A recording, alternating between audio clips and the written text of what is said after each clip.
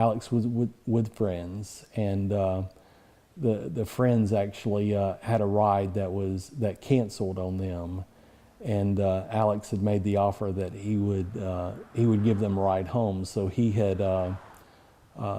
was going to the Santuck area to drop both of them off, and he got them dropped off safely, and he was returning down Central Plank Road to his house.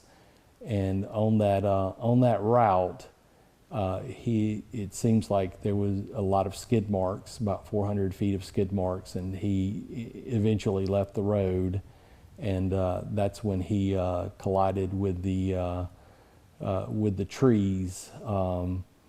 And you know, one of the things that definitely sticks out for us is that Alex was a very selfless and giving person. If he saw someone in need, he was going to help them. What comforts us is to know that he was, you know, helping someone else, but also they've helped us so much to understand the last moments of his life. The last couple days, we received pictures, video of him laughing, smiling, living his life. When we learned of his accident, there were a couple of things that we needed to find peace with.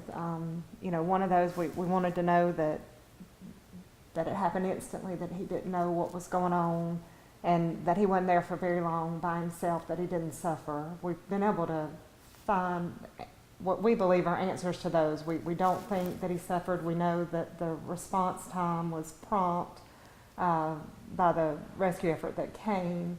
And you know, one of the things that we still struggle with is that we don't know if this would have been a different outcome had he been wearing a seatbelt.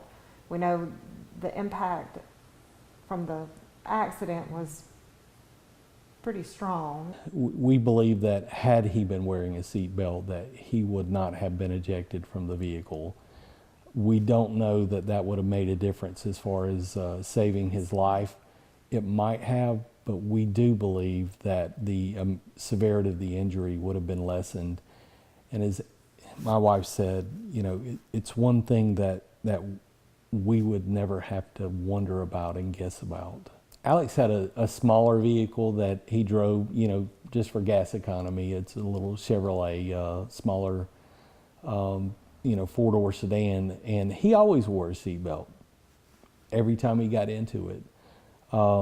And I think Alex thought of that truck, which was an F450, you know, very, very strong truck, 10,000 plus pounds. And he always told me, he said, "Dad, this thing's a tank." I think he thought he was invincible in that tank. But I think that truck didn't give.